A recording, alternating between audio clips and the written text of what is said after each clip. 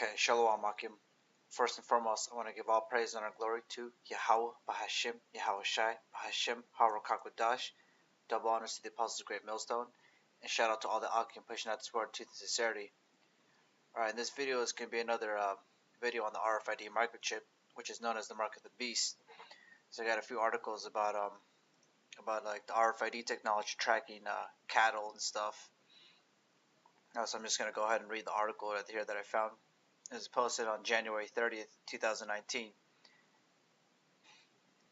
Stray cows to be barcoded in India, state to counter menace. Alright, so here in New Delhi, authorities in India's most populous state have been ordered to barcode stray cows and use vacant buildings to shelter them in response to farmers' complaints that the closure of slaughterhouses has created a menace of crop-destroying free-range cattle. An order by the Hindu nationalist-led Uttar Pradesh state's government this week also says that officials should use radio frequency identification technology to scan the tags to help keep track of the stray cows. Since the government began closing cow slaughter since 2017, many farmers have abandoned their cattle unable to continue feeding them after they stopped producing milk. Slaughterhouses is banned in parts of predominantly Hindu India, including Uttar Pradesh state. Cows are considered holy by Hindus. And here's one thing too, and these heathens, they're out of it.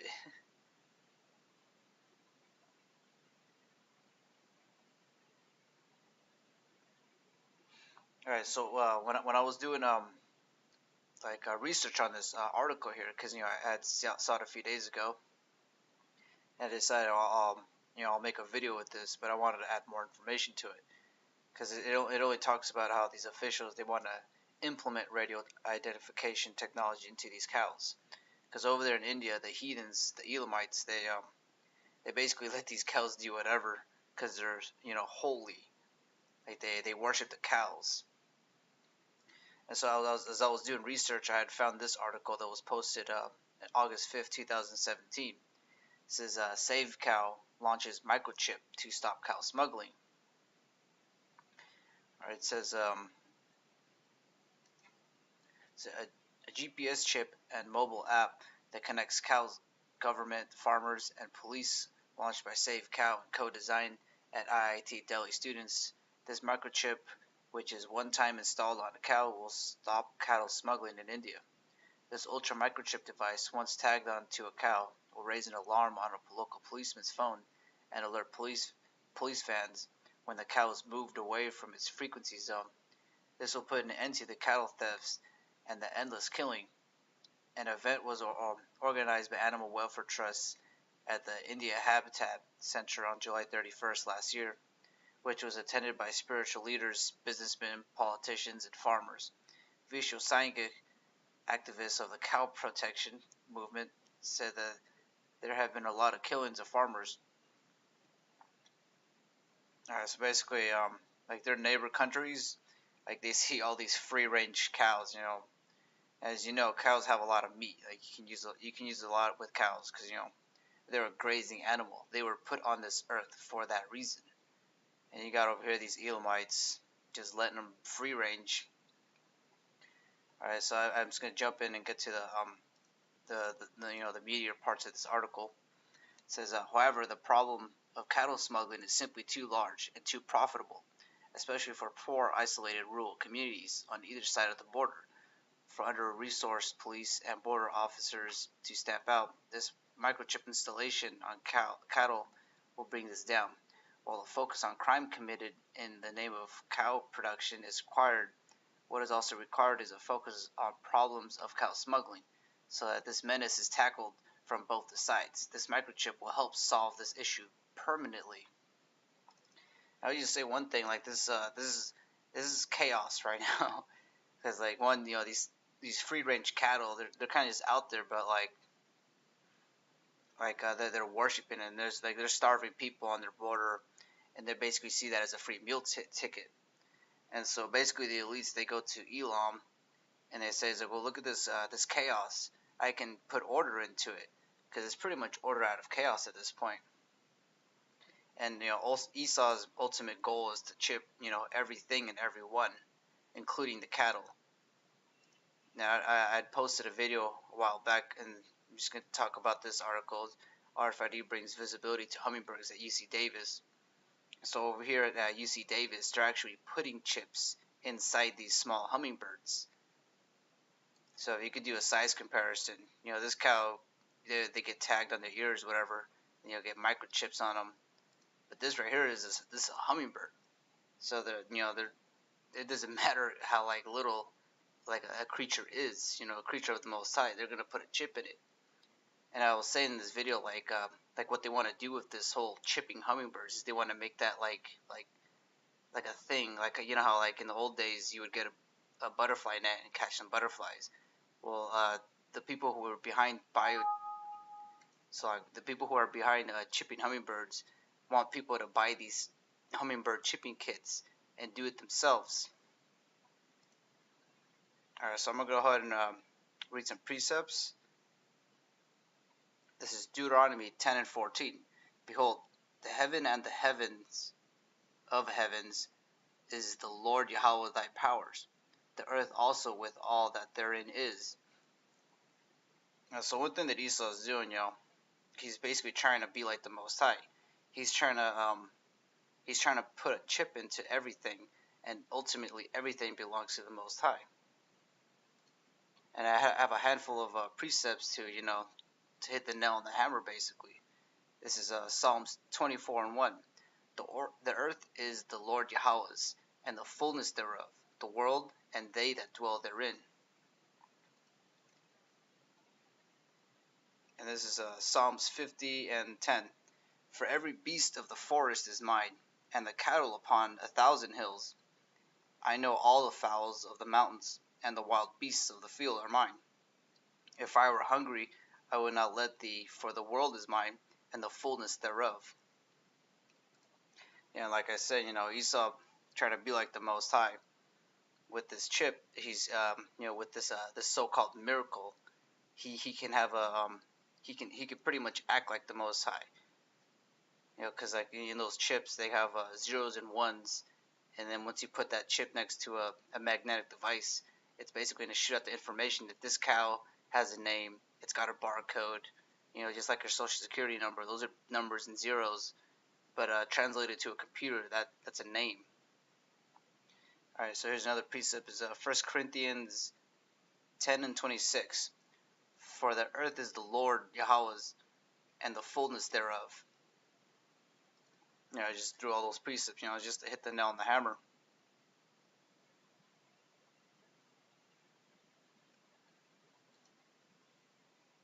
Alright, so I was gonna read this article as well. There's not a lot of information on it, but it had a really nice paragraph right here that I figured it was interesting to bring up. This is a new means of workplace surveillance, and this was posted yesterday on February 1st, 2019. Alright, so I'm going to read this paragraph. In the last 20 years or so, workplace surveillance has attracted a great deal of attention. Now, why is that, you ask? From academics and the mainstream media. This is explained by the proliferation of new electronics, means of workplace surveillance, which are increasingly adopted by employers. It is now possible to track the movements of employees, record their conversations, register and analyze their performance in real time, and use biometric information for identity and access control. And that's one of the big things that they're doing too, because being here from the Bay Area, you deal with a lot of derelicts. Now, if you work in the city of San Francisco, you're basically applying for a job to deal with derelicts. Because all these buildings, in San Francisco, I think pretty much 80% of the doors are of RFID access points. Alright, where was I? Access control. Just to name a few examples. Most existing academic analyses of these developments emphasize how new surveillance and technologies have enhanced the capacity of employers to monitor employees, often undermining various labor rights, particularly workers' rights to privacy and equal treatment. And this article, I'm not gonna read the whole thing, but it's basically saying like it's questioning the legitimacy of like this whole like thing. Like they're not saying the RFID technology or which is actually known as the mark of the beast in the book of Revelation 13 to 16. But they're hinting on it, and they're talking about like how it's like they pretty much don't want like employees to have pretty much privacy. All right, so I had these precepts lined up because how I had stated before with the cows and all the hummingbirds is that like all us of the hopeful elect, the 144,000. What we're doing is we're trying to we're basically trying to be saved so that we're of that number and so that we could be joint heirs with Yahweh Shai. Alright, so this is 2nd Ezra 2 and 42.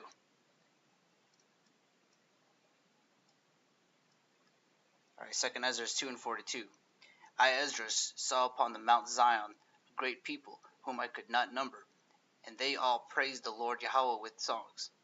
And in the midst of them there was a young man of a high stature, taller than all of the rest, and upon every one of their heads he sat crowns, and was more exalted, which I marveled at greatly. So I asked the angel and said, Sir, what are these? He answered and said unto me, These be they that have put off the mortal clothing, and put on the immortal, and have confessed the name of Yahweh. Now are they crowned and receive palms. Then said I unto the angel, What young person is it that crowneth them, and giveth them palms in their hands? This is verse 47. So he answered and said unto me, It is the Son of the Most High, whom they have confessed in the world. Then began I greatly to commend them that stood so swiftly for the name of the Lord Yahweh. Alright, so that person that they're talking about, who's crowning everybody, that's Yahweh Shai, because we're being joint heirs. Just as Yahweh owns everything, like I'll read this precept real quick, Psalms 24 and 1. The earth is the Lord Yahweh's, and the fullness thereof, the world and they that dwell therein. So us being joint heirs, we're going to have that ability to basically own everything, including the heathens. Now, see, Esau's doing this on the left-hand side with the RFID chip, which is known as the mark of the beast. But we're going to get it on a spiritual level. See, they're doing it carnally, but we're doing it spiritually. Alright, this is Romans 8 and 16. The Spirit itself beareth witness with our spirit that we are the children of the Most High. And if children, then heirs, heirs of the Most High, and joint heirs with Hamashiach. If so be that we suffer with him, that we may be also glorified together. For I reckon that the suffering of this present time are not worthy to be compared with the glory which shall be revealed in us.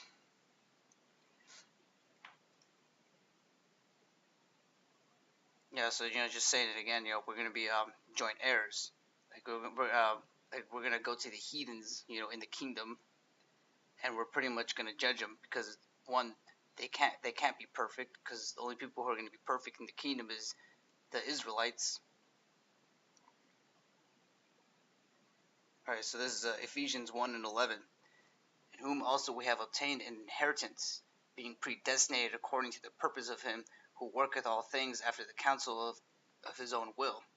And see, this is our inheritance. So no heathens are going to get this. It doesn't matter if they were Elamites, but then they converted to Christianity. This is the inheritance of the Israelites. Alright, so this is verse 12. That we should be to be the praise of his glory, who first trusted in Hamashiach, in whom ye also trusted, after that ye heard the word of the truth, the gospel of your salvation, in whom also after that ye believed, ye were sealed with that Holy Spirit of promise, which is the earnest of our inheritance until the redemption of the purchased possession, unto the praise of his glory. So there goes, it's our inheritance. Alright, let's line these precepts up, because like how we're going to inherit that, but Esau, he's trying to get that like carnally through the left-hand power. Alright, so this is Isaiah 14 and 12. How art thou fallen from heaven, O Lucifer, son of the morning? How art thou cut down to the ground, which didst weaken the nations? For thou hast said in thine heart, I will ascend into heaven, I will exalt my throne above the stars of the Most High. I will sit also upon the mountain of the congregation in the side of the north. I will ascend above the height of the clouds. I will be like the Most High. Yet thou shalt be brought down to hell, to the sides of the pit. Alright, this is Proverbs 15:3. The eyes of the Lord Yahweh are in every place, beholding the evil and the good. Alright, so that basically means what I just read in the book of Isaiah. Is Esau right now, he's basically the Lucifer. He's the so-called light of the world right now. Because like everything that he's trying to do, we're gonna do that times 10, times 144. Because we're gonna inherit it, and he doesn't have no right to that.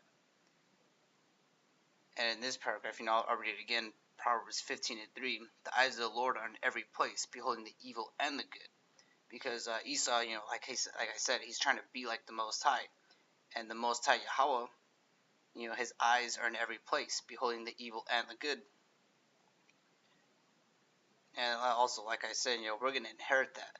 Esau won't be able to have any type of that. Esau's just gonna get a boot in his ass in the kingdom, and then the Elamites right after, or excuse me, all the heathens right after, because we're gonna have that joint heirs and all the promises to come with it. Alright, well, so that's the end of this video. Hopefully it was edifying. I want to give all praise and honor glory to Yahweh, Bahashim, Yahweh Shai, Bahashim, Harakak Wadash, and Shalom Akim.